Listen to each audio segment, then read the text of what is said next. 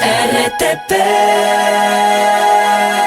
Ya lo vemos en pantalla al coronel Mario Pazmiño. Coronel, ¿cómo está? No me diga por favor que me Muy buenos días, un equivoqué. cordial Ah, saludo ya. para los televidentes de Radio Escuchas. Muchas gracias por la gentil invitación. A usted, gracias por atendernos. ¿Cómo está usted hoy día?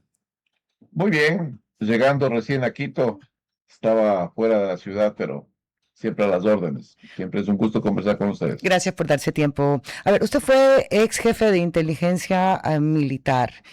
Entonces, de forma recurrente, siempre decimos el problema son nuestras fronteras, por donde ingresa, porque aquí, aunque algunos ya señalan que hay producción de droga, pues no en los niveles que hay con nuestros vecinos Colombia y las armas con Perú. Empiezo por una pregunta lógica. ¿Es posible blindar las fronteras y en qué porcentaje? Es factible blindar la frontera. Por la frontera al momento está desbordando cerca de 1.650 toneladas de cocaína anuales. Hay casi el doble de lo que generaba o ingresaba al país en el 2024-2025. Y esto se debe a varias condiciones. La una, el problema del Caribe que redireccionó la droga hacia Colombia y de Colombia a Ecuador, la desertificación de Colombia. Todos estos dos elementos han generado pues una dinámica mucho más agresiva con el tema de narcotráfico en la frontera. A esto hay que sumarle la falta de una visión regional y de una cooperación directa del presidente Petro, lo que complica más aún el escenario en la frontera y esto genera un desbordamiento. La pregunta Ujú. concreta, ¿hay cómo contener esto? Sí hay cómo contener esto. Ok. Lo que tiene que hacer el Estado ecuatoriano es aprovechar la relación que tiene con los Estados Unidos y hacer lo que hizo Colombia hace mucho tiempo atrás. Colombia creó como 5 fuerzas de tarea conjunta para poder articular acciones en todo su territorio Coronel, nacional. Lo que lo necesitamos detengo. acá. Ajá. Cierre la idea, perdóneme. Sí, perdón. Lo que necesitamos acá es crear 2 fuerzas de tarea conjunta, una para la frontera norte y una para la frontera sur. De esa manera podemos taponar el ingreso de esta cantidad de droga que está permanentemente pues incursionada hacia el territorio nacional. Cuando usted dice lo que debemos hacer, lo que deberíamos hacer, estamos hablando en un futuro. Entonces me obliga a preguntarle qué se está haciendo ahora y si eso es lo que debemos hacer, ¿por qué no se hace? No se hace por falta de visión política, no Ujú. se hace porque no estamos teniendo una visión clara de las amenazas transnacionales y creemos que la solución que estamos planteando, los toques de queda y los estados de excepción, son lo que va a reducir la capacidad operativa del crimen organizado y ahí estamos equivocados. El crimen organizado lo único que hace con estas decisiones es trasladarse de un lugar a otro. En otras palabras, es un efecto globo o una migración delictiva hacia otras ciudades que no tienen toques de queda ni estados de excepción. Por lo tanto, lo que estamos haciendo es complicando mucho más el escenario nacional. Se habla de que tenemos éxitos parciales en ciertos sectores donde se ha dado el estado de excepción y toque de queda. Esto es lógico. Va a haber reducción de los niveles de violencia e inseguridad, pero ¿por qué? Porque los delincuentes ya no están ahí, pues señores. Los delincuentes salieron hacia otros lugares donde pueden comenzar a desarrollar sus actividades delictivas hasta que termine el toque de queda del estado de excepción. Terminado eso, van a regresar.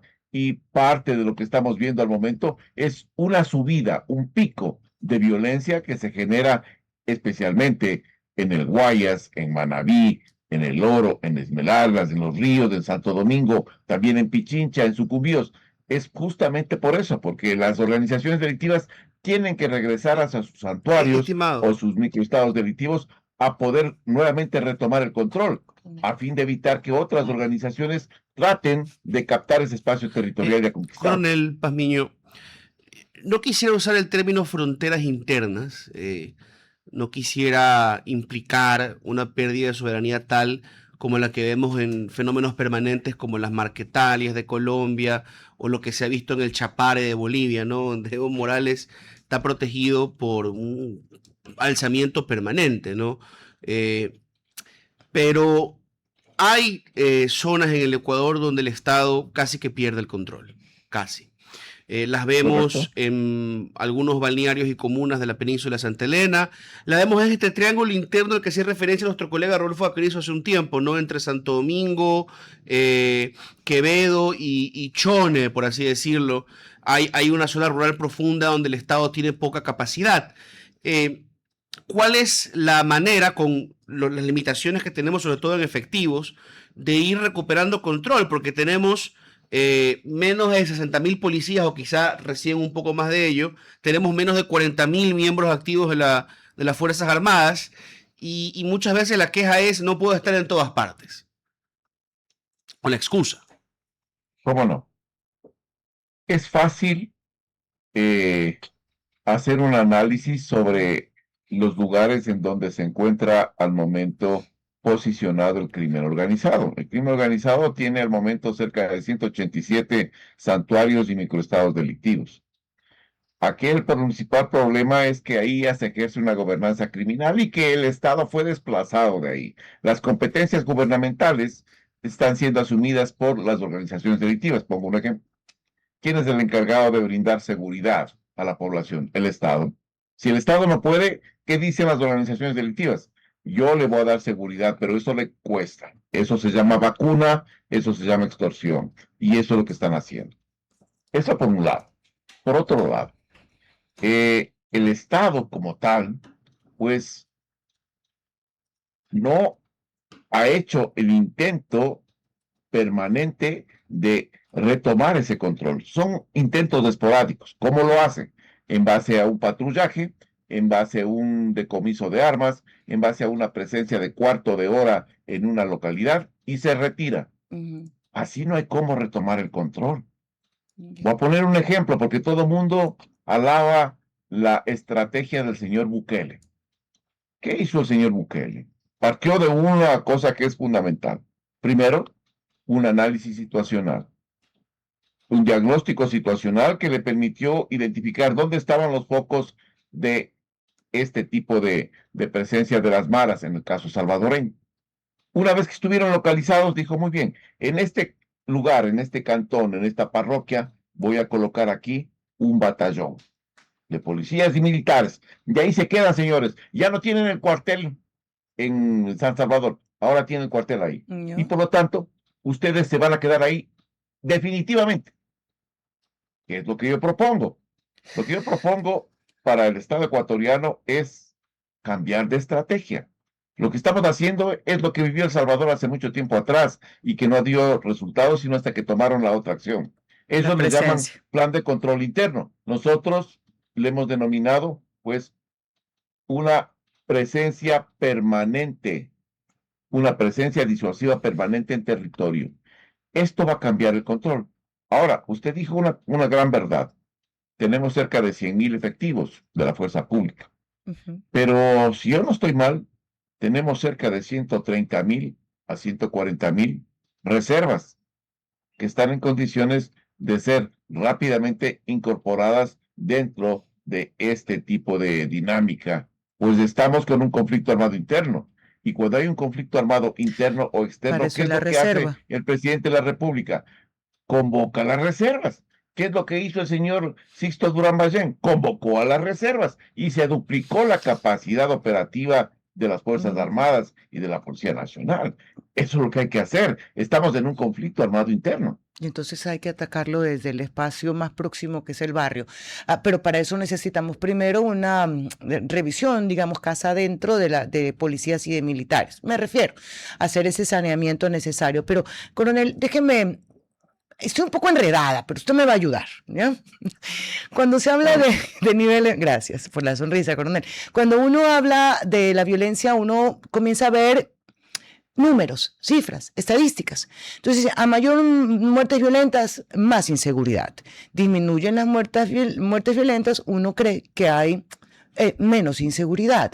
Pero ¿cuáles son, además de esta o la incautación de drogas, las estadísticas o los parámetros que deberíamos considerar para saber si realmente la lucha contra la delincuencia se está dando y se está dando bien? Usted acaba de topar un punto que es sumamente importante y que los analistas no lo topan.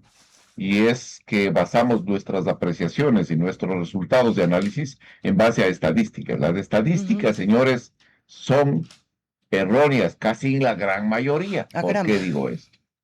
Porque, primero, usted toma como estadística la reducción de un nivel de violencia en una localidad porque instauró allá un toque de queda y un estado de excepción. Error garrafal, porque la gente, los delincuentes ya no están ahí y la sociedad se siente un poco más tranquila, entonces no hay reportes de actividad delictiva.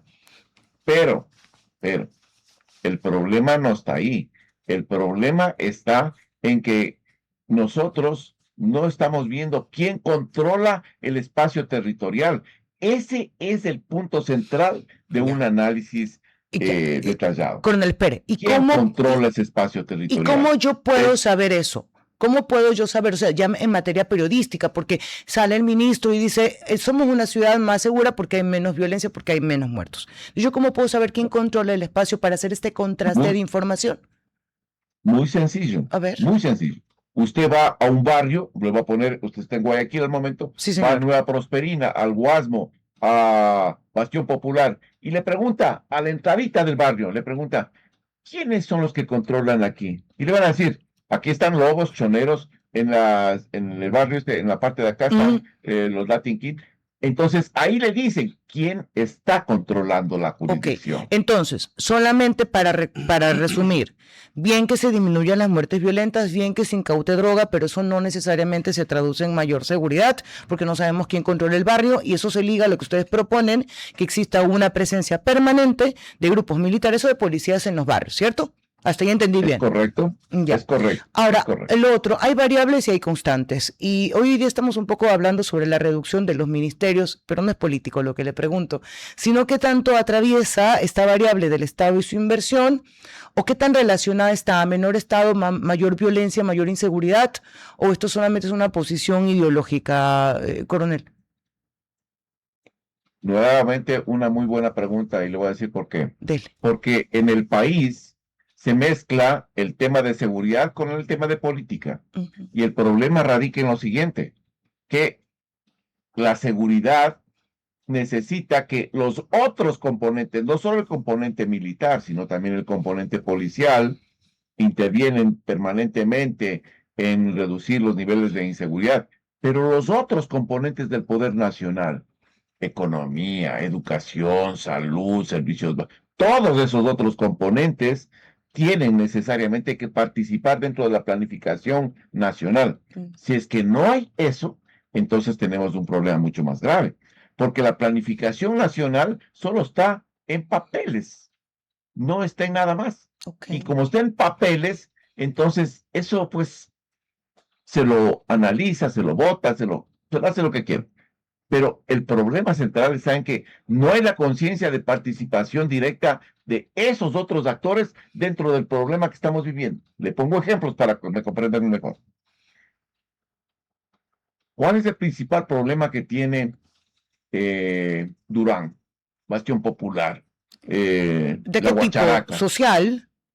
Sí, el principal problema, reclutamiento de menores. Ya, Siguiente problema, microtráfico. ya. Siguiente problema, vacunas y extorsiones.